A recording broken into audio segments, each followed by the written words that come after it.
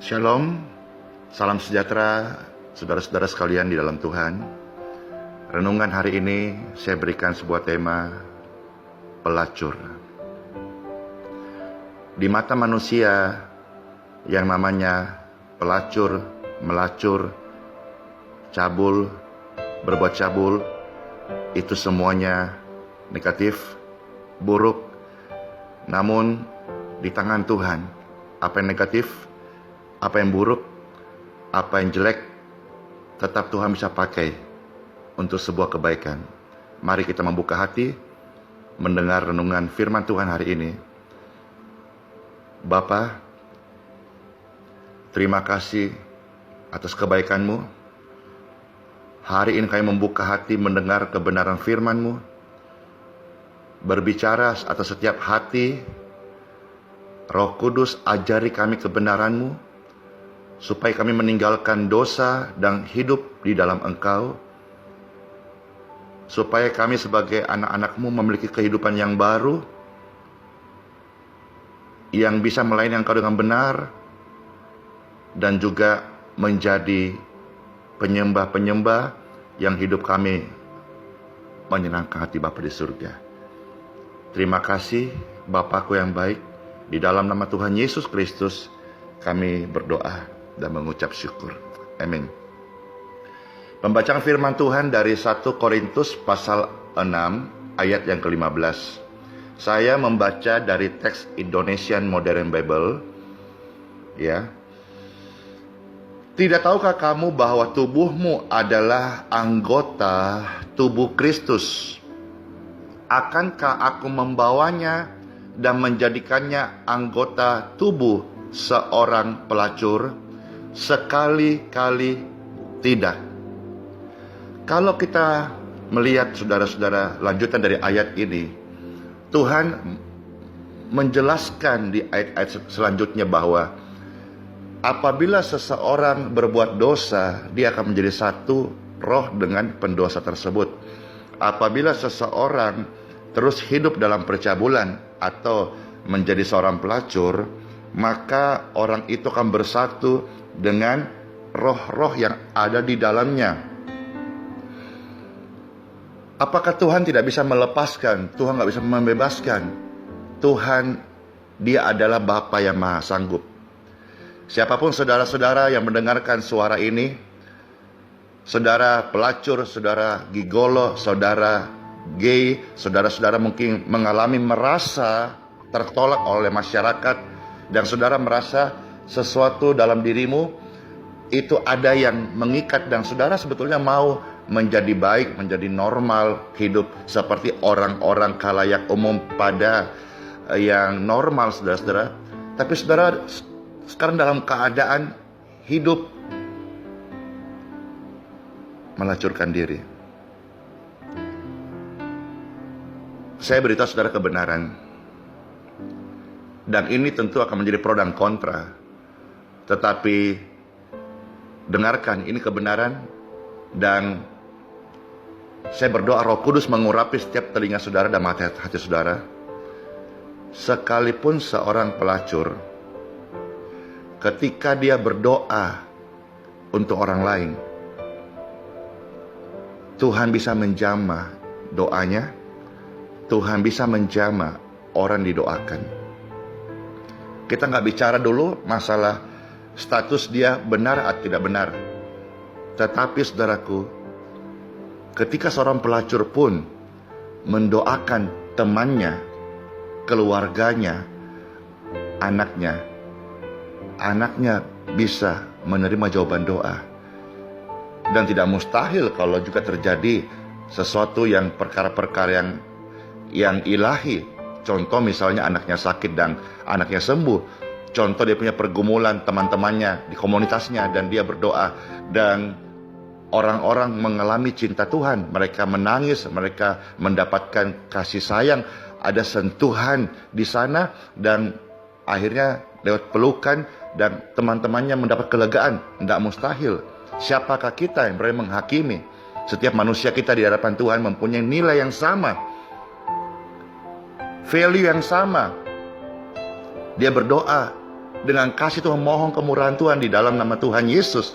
Tidak mustahil seorang pelacur pun berdoa untuk pelacur yang lain. Kasih Tuhan bisa menjamah dia. Kenapa? Paling tidak dua hal, saudara-saudara. Yang pertama, karena firman Tuhan adalah kebenaran. Ketika dia mendasari firman Tuhan sebagai landasan, dia berdoa, firman Tuhan itu absolut. Firman Tuhan adalah kebenaran. Dan kebenaran itu tidak melihat situasi dan kondisi, tidak melihat siapa pembawanya, tapi kebenaran berdiri tunggal, saudaraku. Kebenaran itu berdaulat, tidak digeser, tidak bergerak, dan tidak juga tergoyahkan.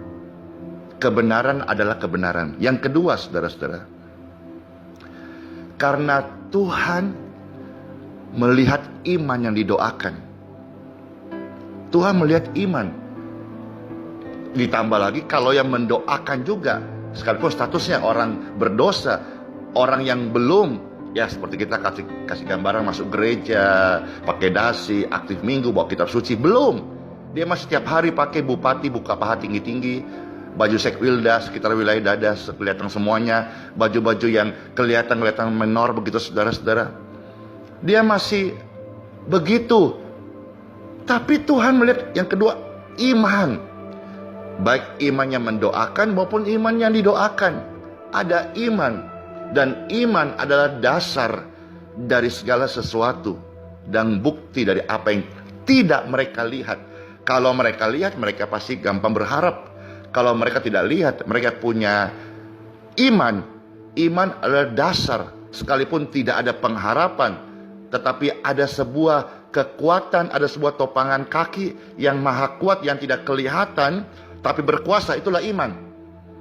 Nah, itulah sebabnya, saudara-saudara, siapapun Anda hari ini, dalam momen hari Pentakosta, saudaraku, saya menyampaikan kebenaran ini. Roh Kudus bisa pakai siapa saja. Bukan hanya anak kecil, bukan hanya seorang pelacur, seorang pendosa pun Tuhan bisa pakai hidupnya. Kalau dia mendengar nama Tuhan Yesus, apalagi dia percaya. Satu contoh saja, dalam Injil Yohanes mencatat, ada seorang perempuan yang berbuat zina. Berbuat zina, kalau kita kategorikan ketangkap basah, kemungkinan besar dia sedang melacurkan diri. Atau berbuat cabul, dalam teks yang lain, LAI mengatakan cabul. Saudara-saudara, tapi saya punya keyakinan dan Roh Kudus mengajar saya, dan ini kebenaran, saya share kepada saudara-saudara. Waktu dosanya diampuni oleh Tuhan, dia peninggalkan Tuhan. Dia kembali mungkin ke keluarganya, ke kampung halamannya. Kita tidak tahu dia kemana, saudara-saudara. Tetapi dia pasti bercerita bagaimana Tuhan itu penuh kasih, bagaimana Tuhan itu mengampuni dosa-dosanya, bagaimana Tuhan itu mencintai manusia. Tuhan bukan ahli-ahli agama seperti orang Farisi yang menghakimi manusia dengan yang lain. Tapi Tuhan datang untuk mengampuni, mengasihi, dan memberikan sebuah ajaran dan sebuah kebenaran, dan menawarkan kehidupan yang baru, menawarkan kerajaan Bapa di surga yang tidak bercacat, tidak bercela. Karena di bumi ini sudah rusak dengan dosa dan pelanggaran, saudara-saudara. Maka Tuhan menawarkan, Tuhan mengundang, ada sebuah invitation kepada setiap siapapun mereka, termasuk pelacur. Mereka layak menerima kasih karunia Tuhan. Tentu pelacur dalam Injil Yohanes itu, saudara-saudara, yang ketangkap basah, itu tidak langsung simsalabim berubah. Karena perubahan itu Roh Kudus akan menuntun hari lepas hari sampai menuju kodrat ilahi. Tetapi sekalipun dia belum sempurna di dalam kodrat ilahi, karena ada kasih Tuhan yang menjamah dia mulai bercerita kepada orang lain. Dan saya percaya nggak mustahil orang yang mendengar itu hatinya tersentuh. Dan tidak mustahil orang yang mendengar itu, mungkin ada yang menolak dan tidak percaya, tahayul. Tapi sebagian berkata, I need you Lord Jesus. aku butuh Engkau Tuhan, aku butuh kasih seperti Engkau. Waktu orang berkata begitu, tentu dia belum mengerti siapa itu Tuhan Yesus. Tapi karena dia melihat ada sebuah kasih yang besar yang akan melanda hatinya waktu dia terima Tuhan, maka dia berkata dengan air mata dalam keberdosaannya, mungkin dalam kejinaannya, dalam lumpur percabulannya, dia berkata, I need you Lord Jesus. Aku butuhkan Engkau Tuhan. Aku harap memberikan kasih-Mu kepada aku. Dan Tuhan akan memberikan kasih kepada setiap mereka. Nah, ini saya selesai bagian ini. Tapi jangan lupa saudaraku, ini hal yang penting bergandengan bahwa Tuhan mau kita mengikatkan diri bersama Roh Kudus-Nya. Karunia itu diberikan cuma-cuma. Seperti saya katakan dari awal, seorang pelacur pun juga tidak mustahil mendoakan orang bisa sembuh.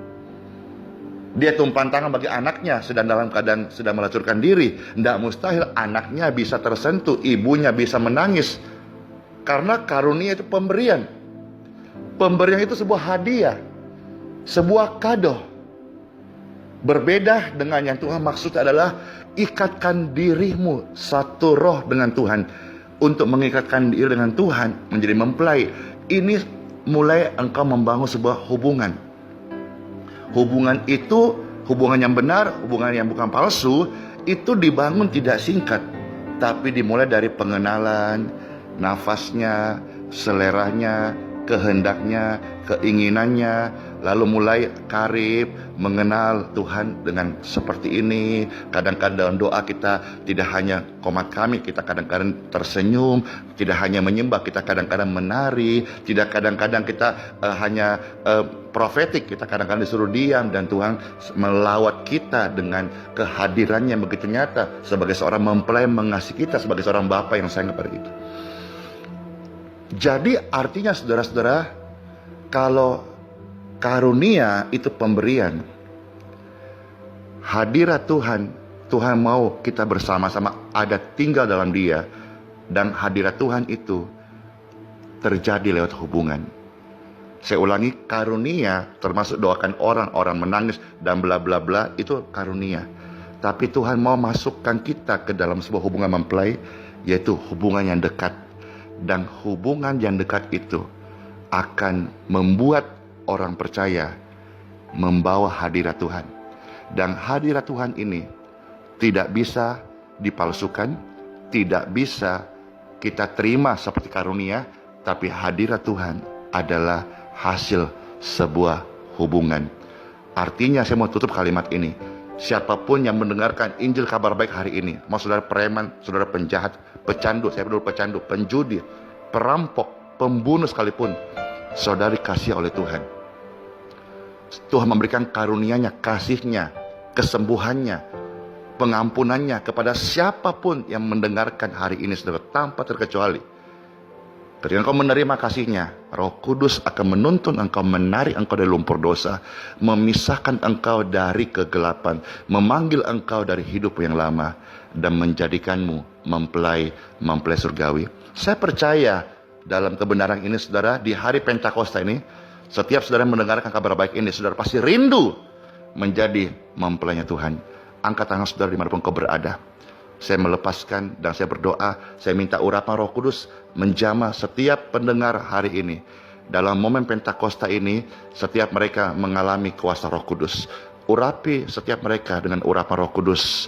Dan bila Pentakosta ini adalah Pentakosta yang menjadi kado spesial buat kami dalam pelayanan. Jiwa-jiwa ini menjadi milik Tuhan. Jiwa-jiwa ini percaya pada Tuhan. Jiwa-jiwa ini menerima keselamatannya. Jiwa-jiwa ini menerima pengampunannya. Jiwa-jiwa ini menerima pemulihannya.